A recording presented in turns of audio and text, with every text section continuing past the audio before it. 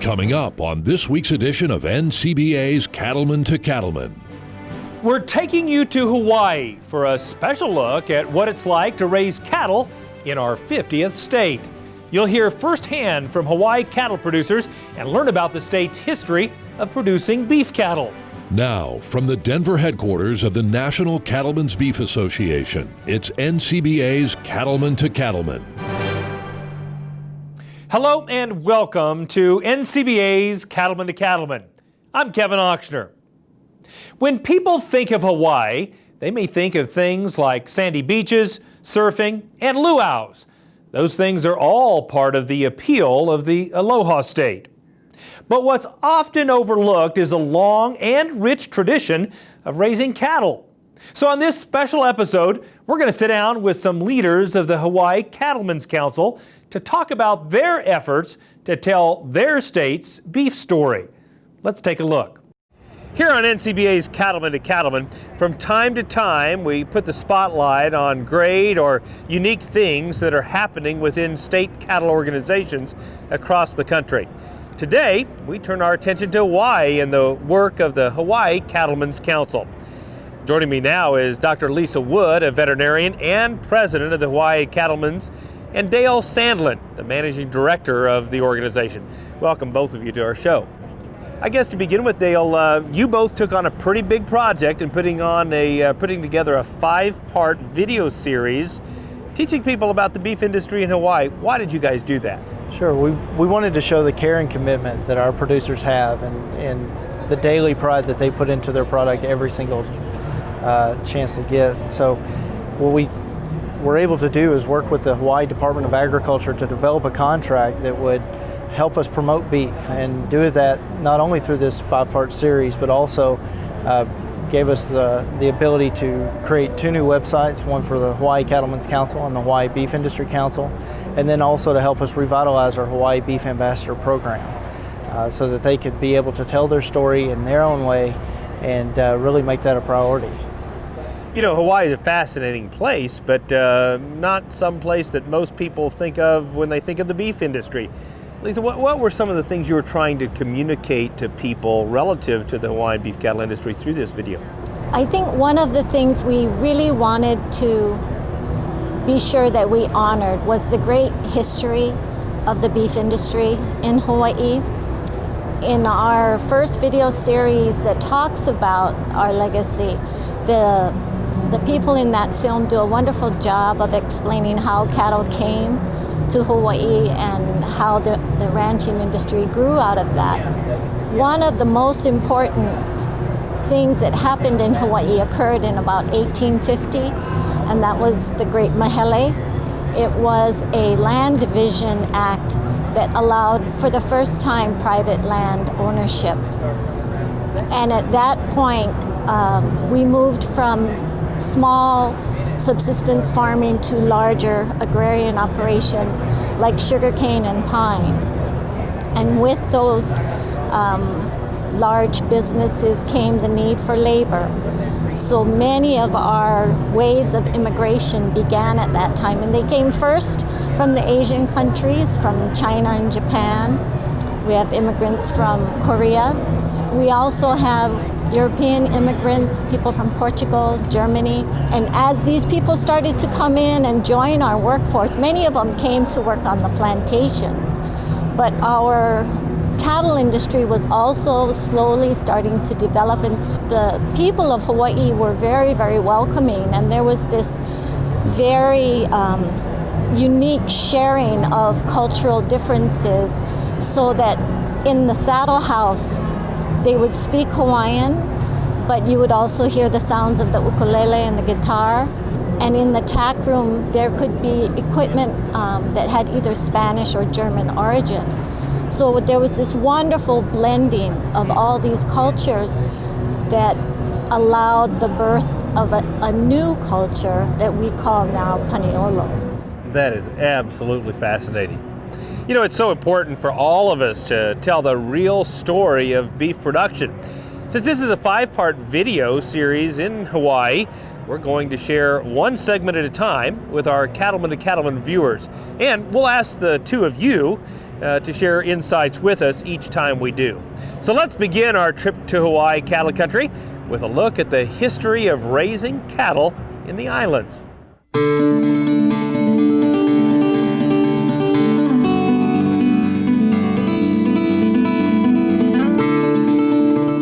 From Mauka to Makai, Hawaii is filled with amazing sights. What is sometimes overlooked is the long, rich tradition of raising cattle in Hawaii. In fact, Hawaii's ranches produce a significant number of high-quality cattle, and beef production is an important economic contributor in the state. Likewise, the men and women who raise cattle and produce beef today play an important role in protecting Hawaii's natural resources, where cattle have been raised for centuries. Those men and women are also ensuring the rich history of the industry is preserved so that it may be passed on to future generations. Hawaii's cowboys, known as paniolo, are at the center of this effort to preserve the past and to pass along the lessons learned from a lifetime on the land. In those days, the paniolo, my tutu man used to say, you breed your own cattle, you breed your own horse, you breed your own cowboys. So paniolo to us is more than just a culture, it's a lifetime. My great-grandpa, they worked on the ranch. I was raised on the ranch, and my grandfather, my dad, but they worked for Puawa Ranch, neighbor from Puck Ranch right across from here. And they've been cowboys all their life, and then I guess I just followed the tradition. It's tough to put into words sometimes what the paniolo culture means. But if you've been around it and you've experienced it, and you've particularly seen older generations before you demonstrate what it means, there's a work ethic involved with it which is unequaled. They'll get up any hour of the day, any kind of weather. They'll go out and get the job done. They'll do it with good humor. They'll take a beating sometimes, physically. They'll be resourceful. You can throw a cowboy in a tough situation, he's going to figure out a solution. Without a lot of fancy tools and technology, he'll figure it out. There is that spirit to it. And they can be dead tired and aching and soaking wet, and they got a smile on their face, and they're still joking on their way home. The paniolo culture is fascinating. Captain George Vancouver brought the first cows here in 1793. And the vaqueros were brought in 1832 to teach the Hawaiians how to raise cattle. So the paniolo tradition goes all the way back to 1832. And it's a unique blend of love and interest for cattle and land with the Hawaiian culture. And there is no history of Hawaii without the paniolo history. Cattle have played an important role in the history of Hawaii as one of the longest enduring agricultural industries in Hawaii. The first introduction was in 1793, and he made a second trip back with cattle. This second one included a bull, at least one bull.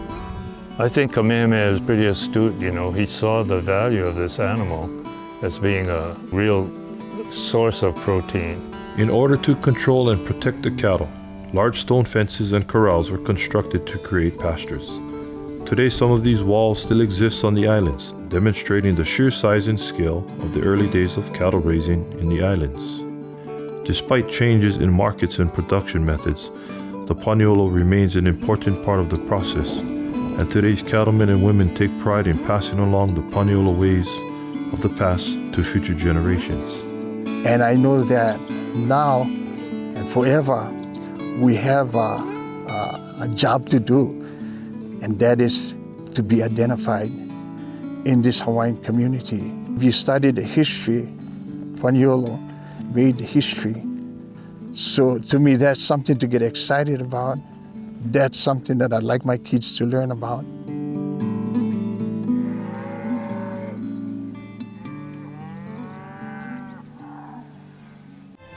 Still ahead on Cattlemen to Cattlemen, we'll examine the cattle production cycle for producers in Hawaii and how it differs from operations on the mainland. Stay with us. We'll be right back. Getting to run a family farm is a dream come true. When you can grow good grass, There's opportunity to grow plenty of weeds. We want to use the tools that will help us do a better job. I would like the legacy to be that we took really good care of the land and we truly did it as a passion and we did our very best for the right reasons. It's time to tune in to Tennessee. That's where the Cattle Industry Convention and NCBA Trade Show will be in 2021. It's the biggest convention just for cattle producers. In Nashville, a city with amazing southern hospitality that's packed with the best food and great music. You can't miss it. So make plans now for CattleCon 2021 at the Gaylord Opryland Resort in Nashville, Tennessee. Tune in to convention.ncba.org for more information.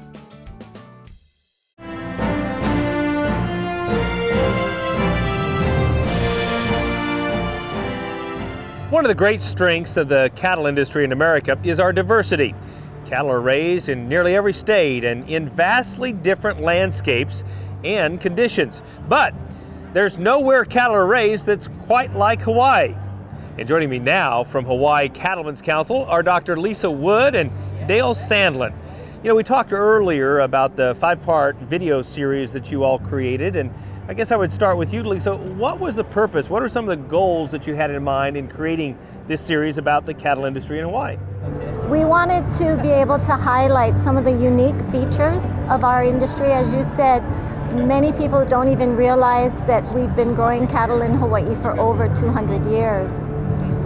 We had the opportunity to visit several of our ranches. We have ranches scattered across 5 major islands, and we chose to focus on 5 specific areas. One is the unique history that we have. The second is our production cycle, which is again quite a bit different from the mainland. The third was the health and well-being of our animals. It's our environmental stewardship. And the last was our vision for the future of Hawaii's cattle industry. And Dale, my understanding is you are sharing these online with consumers and everyone. What kind of reception have you gotten so far? Well, overwhelmingly supportive up to now. We're currently featuring those videos on our websites as well as on our YouTube channel. We're looking at making a bigger splash with that, but it's been well received, and it's from the feedback that we've heard, it's been that it's a true, honest representation of our industry, and it's allowing for both us to inform on our concerns that we have and the challenges that we face, but also in the quality and commitment that we do put into our product each and every day. We're going to see a clip from the video regarding the production cycle and how it differs in Hawaii. Dr. Wood, would you tell us just a little bit about what is different about producing cattle in Hawaii than the mainland? One of the first things is that we have a year-round growing season. Okay. And that means we don't have to put up feed the way some of our mainland partners do. But it does also mean that we're at the mercy of Mother Nature, and she has a lot of influence over how our grass grows. The second thing is we are surrounded by water, so transportation is a critical issue for us, not only for receiving goods, but also getting our product to market. And lastly, the diversity of Hawaii. We have a huge diversity in the way where cattle are managed in our state. In some ranches, they go all the way from sea level up to 8,000 feet. We have one rancher that is in full view of an active volcano, so you can imagine the unique challenges that we might face. Yeah. That's absolutely fascinating. And now, let's head back to Hawaii to learn more about how producers raise cattle there.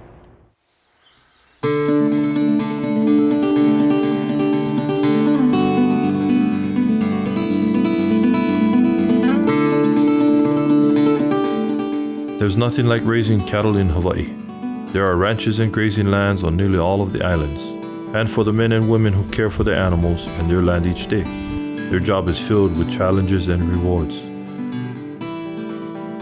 Hawaii's landscape and climate is incredibly varied, and that variety directly impacts how they care for cows, raise calves, and manage the state's natural resources. Well, gosh, Hawaii is a whole different bird from most any place on the mainland, in that you can go from an extremely arid climate to extremely wet within 10, 15, 20 miles. So, and within a real close proximity, not very many miles. So it creates a whole different variety of situations and pluses and minuses on how you run your operation. There's a lot of extreme contrasts, and so it's important that the cattle are able to adapt. Our cattle really have to be adaptable from sea level all the way up to 8,000 foot elevation, and from dry desert country to more wet rainforest type area. My dad said we got this piece of ground because no one else wanted it, and it's kind of the truth. It's one of the toughest, most rugged pieces of real estate that a cattle operations run on in this state. But oh, what do you got to say? You love it because it's not an easy piece of country to work. The animals have to want to work with you to make it work, because you can't cowboy this country. It's rough, the lava is relentless, unforgiving. If you think you're just going to run out there and do something, I've fallen in a hole. My horse, my dog, everything just fell right in a lava tube. So the country's non-forgiving, and you have to work with it.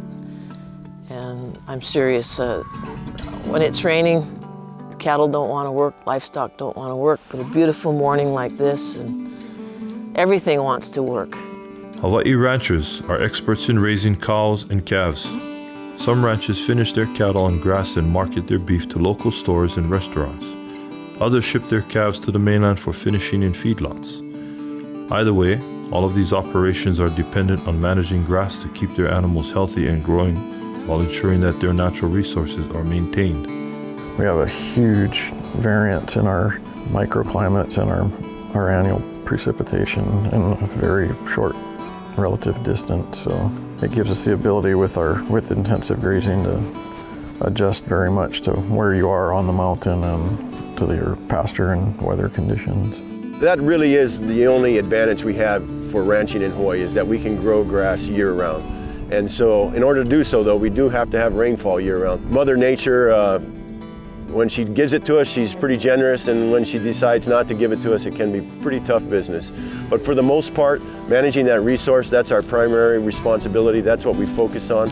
We do a lot of rotational grazing. We try to manage the forages so that we have an optimal amount of cover, basically try to prevent the weeds from coming in as well.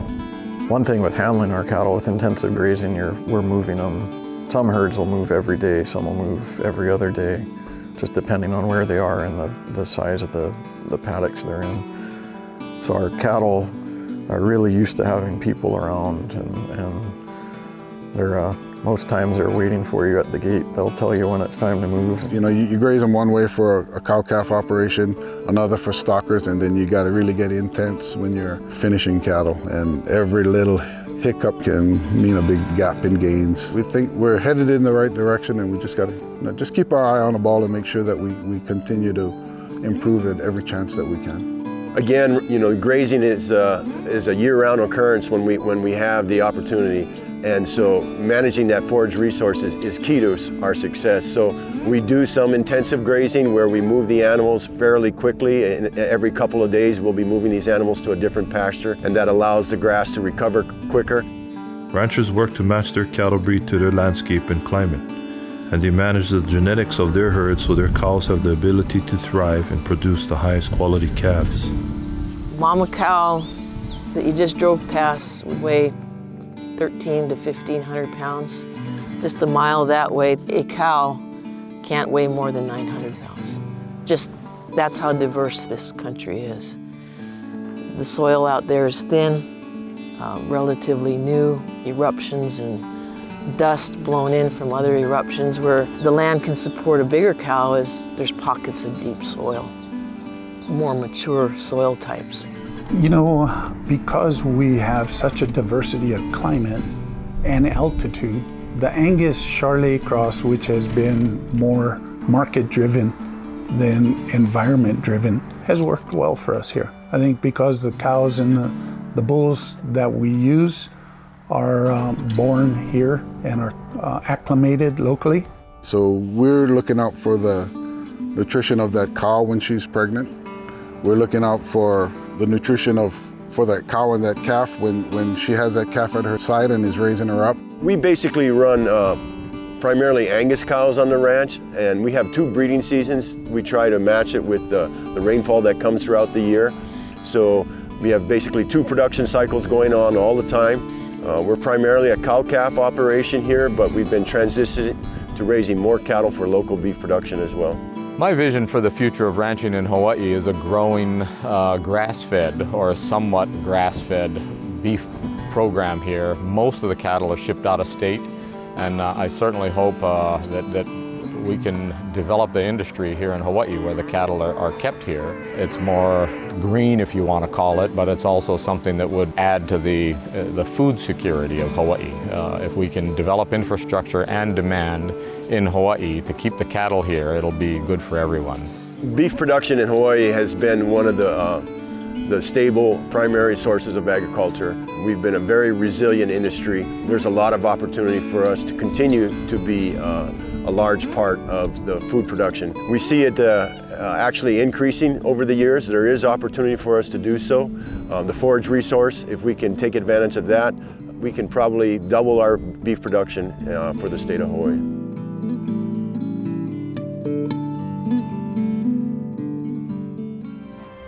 Still to come on Cattlemen to Cattlemen, we'll examine how the stewardship efforts of Hawaii's cattle producers are helping to protect this beautiful paradise. Stay with us. We'll be right back. In the world of cattle vaccines, when you see fewer reactions, you'll notice healthier cattle and higher profits too. Because sometimes good protection is about what you don't see. Protect your productivity with cattle vaccines from Merck Animal Health. Proven to cause fewer reactions. You'll like what you see. Our trusted portfolio is just one more way Merck Animal Health works for you. Talk to your veterinarian and visit cattlefriendlyvaccines.com to learn more. If you'd like to know more about NCBA's Cattlemen to Cattlemen and have an opportunity to support our effort to create valuable news, information, and education just for cattle producers, then check out our website, cattlementocattlemen.org. Are you concerned about the impact government policies could have on your cattle business? One way to make your voice heard in Washington is by joining NCBA. When you join, you'll have access to key policy updates and insights from Beltway Beef. It's the best way to hear directly from NCBA's DC team. Beltway Beef provides valuable policy information, and it's free for NCBA members. Stay in touch with Beltway Beef. Join now at ncba.org.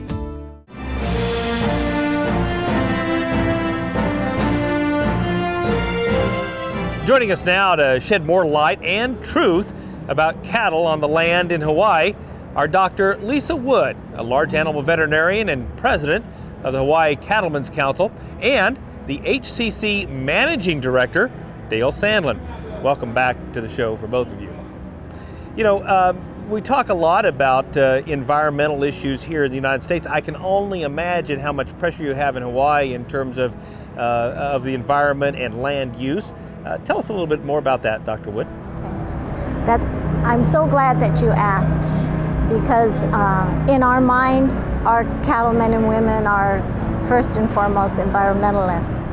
Our producers have long recognized the need to balance production and preservation of the resources that they are charged with. And I think there's a misconception that animal production and conservation exist in opposition to each other. We believe that our lands are best managed, are best utilized when production and conservation efforts work together in genuine partnership. We know that when we do this, our lands truly thrive. Our producers are able to utilize lands that are otherwise unproductive or inaccessible. They're able to convert low quality forage to meat and muscle and produce a high quality food source for humans.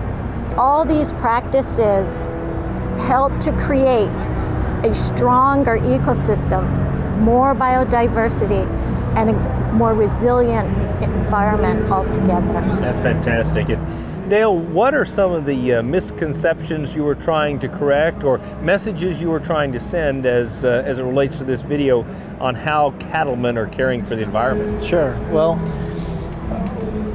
we wanted to show that the ranchers are the original environmental stewards. These guys, men and women, are stewarding over a quarter of our state's land mass.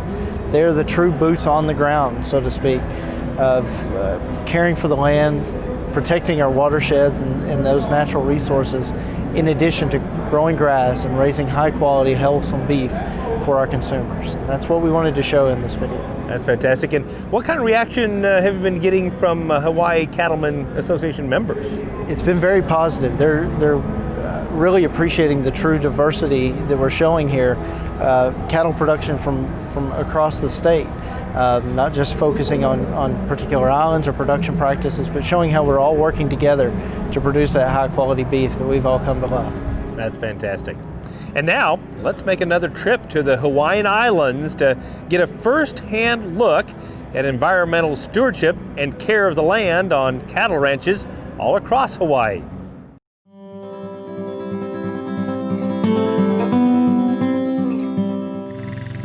For the men and women who lead Hawaii's cattle ranches, the land provides their livelihood every day.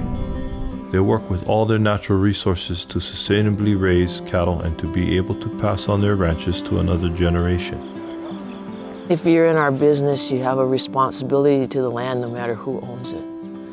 Your responsibilities to the next generation and to the generation that set you up there.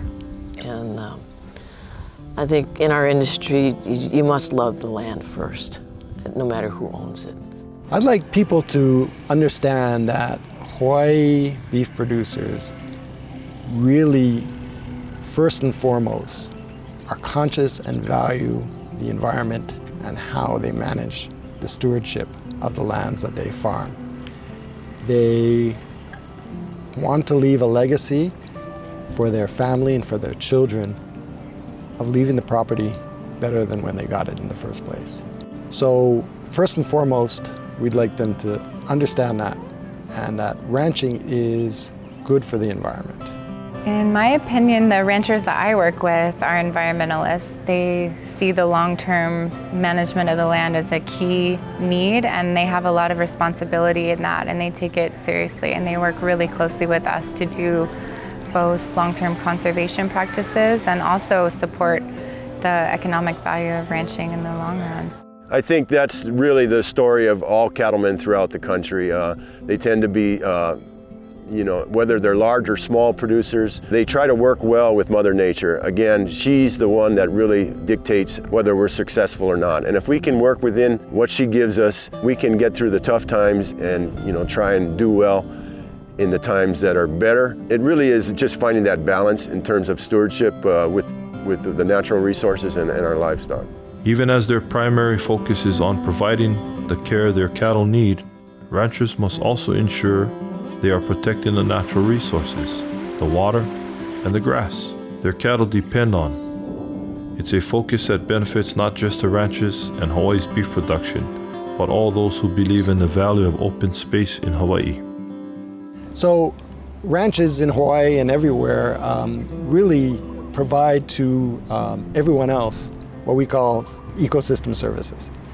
Folks don't realize it and they don't pay anything for it, but we provide all the things that they value in the environment on a daily basis.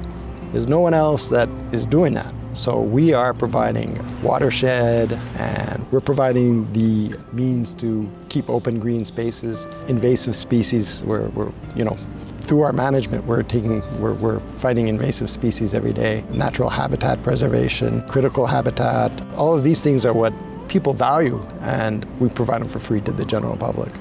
The ranches serve as an important buffer area to our native forests. They're kind of a protective area below the forested belt. So they also serve an important role in maintaining our green space and our rural economy. The ranchers are some of my favorite partners to work with, and they're just really, really supportive of conservation in the long run. This view plane here is an ecosystem services. If this were all to be developed, if this was condominiums and homes, for the most part, you don't have this vista, you don't have this view plane. An ecosystem service can be as simple as going down our ranch, Ho'okana Beach Road, looking out to the right and seeing open space, and looking Makai and seeing the ocean. And I'm telling you, that's why people come to Hawaii, and that is a service, and these are services that ranchers provide to the public. Visit any of the islands in Hawaii, and it's clear there's plenty of competition for land use, whether it's development, tourism, or simply the idea that the land would be better off left untouched. But the simple facts are, cattle on the land provide clear benefits to the overall health of the environment, while also supporting the production of healthy, sustainable Hawaii beef for today and tomorrow. Cattle on the land are a benefit among many reasons, keeping the fuel load down, maintaining fire controls, and for us, it's provide a livelihood and an industry. This, I don't know, industry, this lifestyle of ranching and agriculture and diversified agriculture, that combination is so important to, you know, us as just residents and community members of the community here, because it keeps Hawaii. You know, the world's changing, it's getting busier, and you know, it's important to the economy, I think, what we do, but also just to our spiritual well-being of having open space. It really is. Hawaii's a fascinating place. It's a great place. Ranching has a huge role. The ranches basically are the stewards of about a quarter of the land mass in Hawaii. Not only provides economic opportunity, but the ecosystem services that ranches provide are invaluable for the environment as well as for the tourism industry. People come to Hawaii because of the natural beauty, and the ranches, the Paniolos, are the ones that are the stewards of the beauty.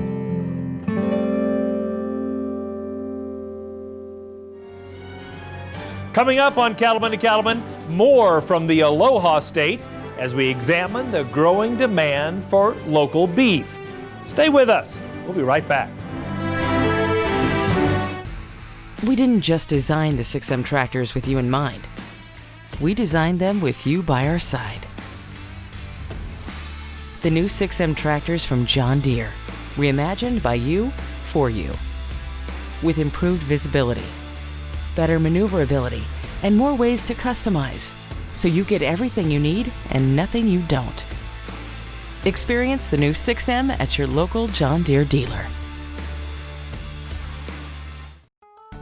CattleCon 2021 is back in the Music City. Tune in to Tennessee for the cattle industry's biggest convention, with education, networking, and fun, not to mention some great tunes. Plus, you can check out the huge NCBA trade show, outstanding entertainment, and much, much more. So make your plans and be there for CattleCon 2021. Stay tuned to convention.ncba.org for all the details.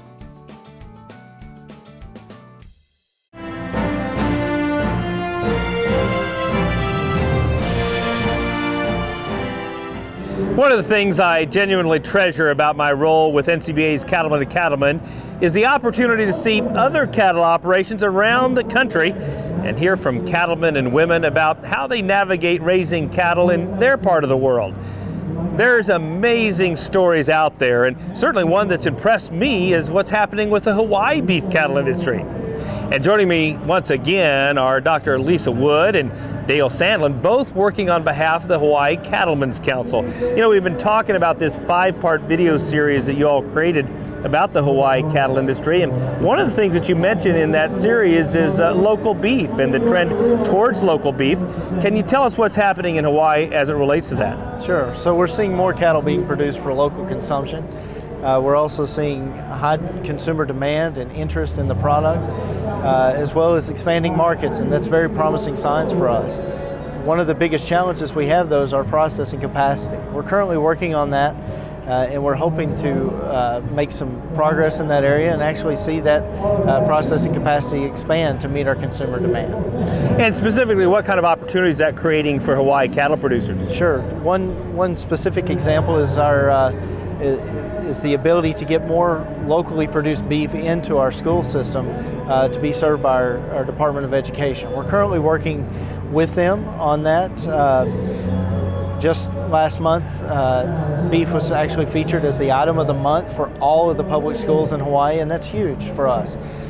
They are the largest restaurant in the state. They serve over 100,000 meals a day. And the cuts that they buy are the two cuts that we have the hardest time selling, and that's our ground beef and our stew meat. And so for us, we're seeing that as a win-win scenario for our industry and for the people of Hawaii. And specifically, what are some of the messages you were trying to get across as it relates to locally grown and raised Hawaii beef in this video series? Sure. Well, again, we wanted to show the rancher being able to give their story in their own words. This was an unscripted video for us, where we came in with some general questions, but allowed them to speak what was on their hearts and what was on their minds, and really share their story and their commitment to not only the cattle that they raise, but to the land and the water that they steward. Do you have anything to add, Dr. Wood? Our industry is really focused on helping Hawaii create a safe, secure, and sustainable food source. Those things are so important to us as an island state. And our ranchers, our cattle growers, are committed to increasing the pounds of quality local beef. We have wonderful partners in the restaurant industry, chefs and vendors who have also committed to keeping local beef on the shelves and on the menus. We really want our industry to contribute to Hawaii's agriculture in a meaningful way for many years to come. Well, what you've done with this video is absolutely outstanding. I compliment you both, and it's certainly been a pleasure to be able to highlight that on NCBA's Cattlemen to Cattlemen. Thank you both. Thank you very, very much. And now, let's go back one more time to Hawaii to get a taste of what's happening with the local beef movement in the Aloha state.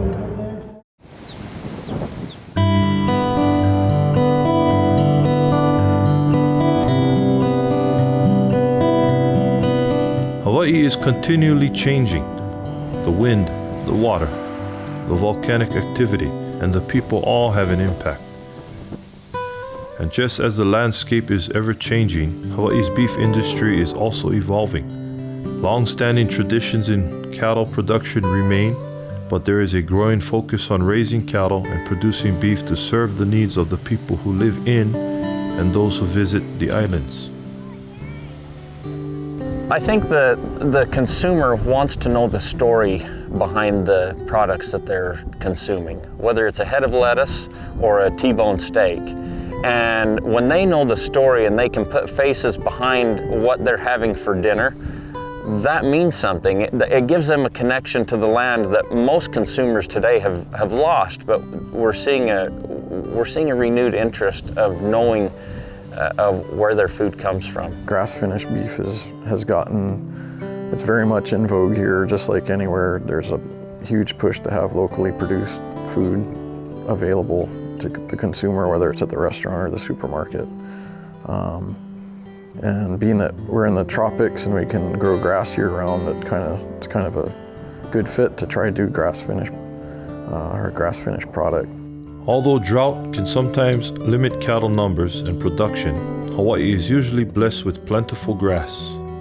That provides the opportunity to finish cattle on pasture, and that local grass-based product is becoming increasingly popular with Hawaii's chefs and restaurants. Living in Waimea, we're surrounded by small ranchers and farmers, so to me it was like a no-brainer to start this, because I could get the beef readily. It's available and it's a great product. I think the guests really love it. The guests to Hawaii are really blown away by the flavor of the grass-raised beef that is all from the Big Island here. It's great to know these people, and it's really fun for us as chefs to interact with the ranchers, because number one, that's who's raising this food for us, and the connection is just so tight, this thing, right? But it's also really cool because these are really cool guys, and they're living a completely different lifestyle than us. So it's we probably go to bed about the time that they go to work. Well, I think that is the part that I am the most proudest of and have greatest pride, is that they truly like the product. It is a natural product. Chefs have actually said the cuttability and the consistency and the quality, and I guess our pricing level seems to be really very attractive to them, and the eating quality for consumers, they are so willing to share that with us. It's so positive. Beyond winning fans among chefs and at restaurants, locally raised Hawaii beef is also becoming more widely available in large and small grocery stores and supermarkets throughout the islands. Well, people say, okay, local agriculture definitely helps the economy, right? We're able to employ more and more people, but more so here in Hawaii. I made it a point to realize that all of the farmers and whoever we deal with is one big family. You know, it's a matter of working together and try to improve the product they're able to sell. Try to get to a point where, you know, I'm helping them, and it creates only like a win-win type of situation. But this is what Hawaii is about, right? It's about relationship, it's about family. We love our customers and we strive to do everything we can to satisfy and delight them. So we love it when we hear from our customers that we have some of the largest selection of local grass-fed beef in the state, and some say some of the highest quality beef you can purchase from a grocery retailer in the state. And so we do all we can to satisfy and delight them, and it's great that they love the local beef program, and you can see it in the sales. Over 50% of all the beef we sell is local and local grass-fed. For supermarket retailers, the beef raised in Hawaii meets a stringent set of quality and care standards known as the Global Animal Partnership, or GAP, before the product shows up at the meat counter. It means that they can look at that package and see what certification is on there from a GAP standard, and they can see that yes, this animal came from an operation that really does focus on treating the animals well, treating their employees well, and treating their land well. The value of the GAP certification plan allows ranchers to capture the value of the practices that they're already doing very well. Our cattle are certified in this GAP program to allow us to highlight the things that we're doing well and to let the customer know what we're doing on the ranch that helps make this the best product that we can create. Across Hawaii, you'll find high-quality cattle cared for by dedicated, skilled cattlemen and women in an outstanding production environment. No doubt, an important part of the future for Hawaii's beef industry is meeting the needs and demands of local consumers. It's important, I think, to support the industry, not only because of the wholesomeness of their product and the quality which they are seeing on the meat counter now from grass-fed beef locally, but also to have them understand that they are supporting our agricultural base here, which is so interconnected. We have so much to offer here in Hawaii. We have a beautiful view, we have the beaches, we have the mountains, we have this beautiful landscape of Waimea, and people come here to Hawaii to relax and to enjoy life. And when we have a product that we are proud of, and it represents everything good about Hawaii, and that is what's exciting about our product being kept here locally. Buying Hawaii-raised beef is good on so many different levels. First, and most importantly, it tastes great. Second, it's good for you. Third, it's good for Hawaii because it helps perpetuate a lifestyle in Hawaii. And if we keep cattle ranches viable, then we keep large green pastures open. They don't have to turn into suburbs, so that's good for Hawaii. And all the people that are part of the Paniolo lifestyle in that community. So it's good on multiple levels.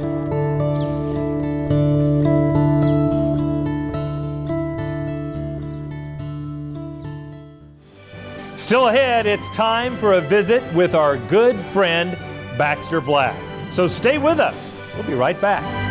Join the National Cattlemen's Beef Association. NCBA is the oldest cattle industry organization, working every day to defend your interests in Washington, D.C. And there are big benefits to being a member. You'll get news you can use in the National Cattlemen and policy updates from Beltway Beef, plus big discounts from John Deere, Cabela's, and more great partners. Join now. Call 866-233-3872 or sign up online at ncba.org.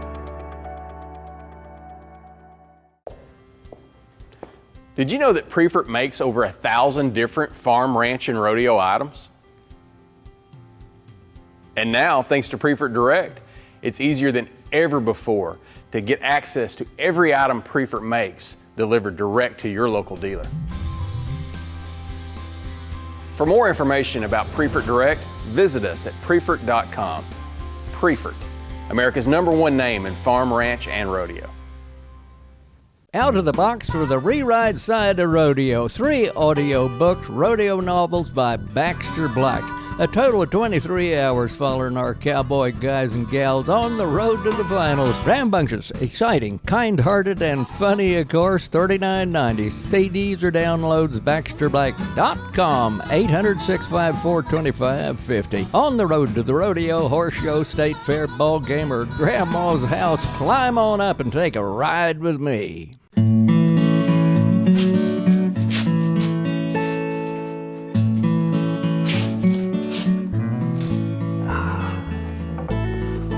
Most of us in our daily lives have occasion to be a good Samaritan, to help someone in need, like stopping to help a stranded motorist or feed the neighbor's dogs and horses while they're away.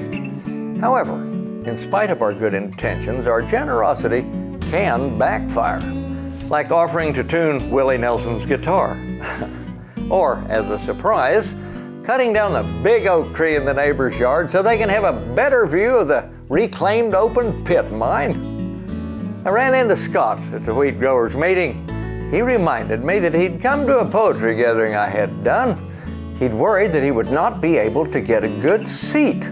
But, he said, to my good fortune, I managed to get a single on the 4th row center. It was great, he told me. There was lots of fancy-looking cowgirls prancing down the aisle. Maybe 1 or even 2 would have the seats next to mine. Well, 5 minutes before the curtain rose, he heard the usher escorting an elderly lady down the aisle with her walker.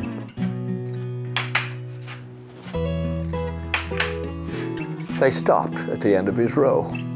Those seated rose so she could work her way to the seat right next to him. Well, the usher left her walker in the aisle. Scott said the lady was nice and laughed a lot. She managed to stand up during the patriotic piece and then later at the conclusion of the show. As she stood to leave, she tottered and seemed to collapse. Well, Scott slid his hands underneath her armpits and caught her. She was so light, so frail, he remembered. She said something he didn't catch and then toppled over again. Well, once more he stepped in to save the day. Why don't you just sit down and I'll go get your walker? She turned and looked up at Scott. I was trying to tell you, Sonny, the usher's got my walker and is waiting for me, and if you'll just let me pick up my purse, I'll go. This is Baxter Black from out there.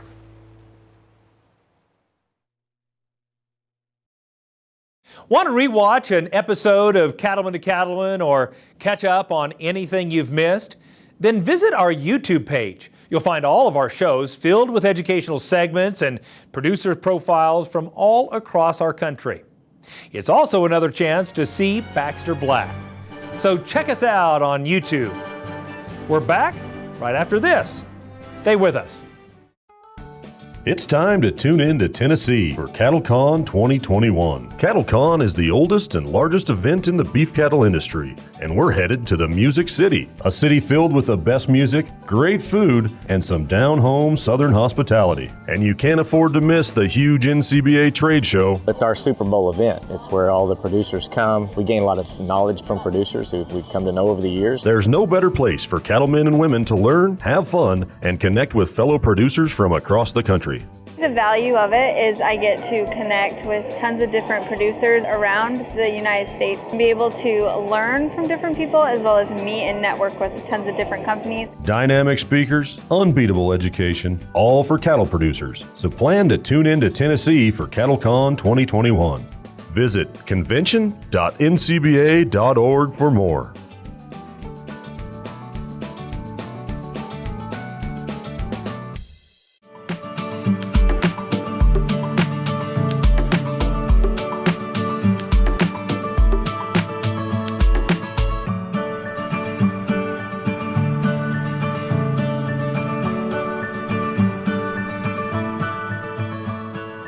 Do you have an upcoming production sale to advertise? Then contact the Cattlemen to Cattlemen marketing team to learn more.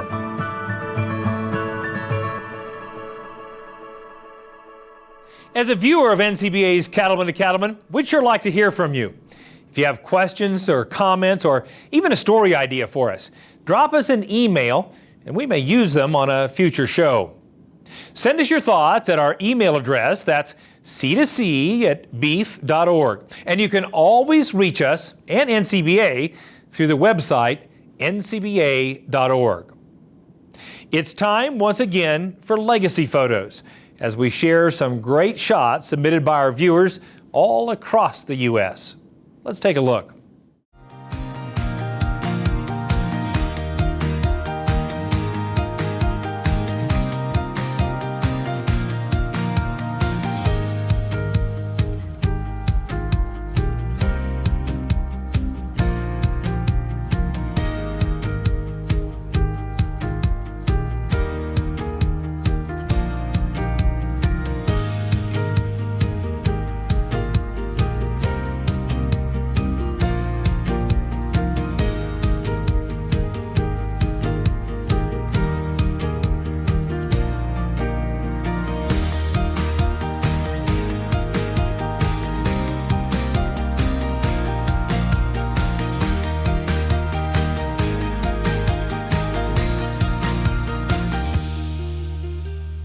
Would you like to see your photo on Cattlemen to Cattlemen?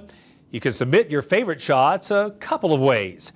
Either message them to us on the Cattlemen to Cattlemen Facebook page or email them to c2c@beef.org. Include your ranch or farm name and your hometown, and we may use them on a future episode.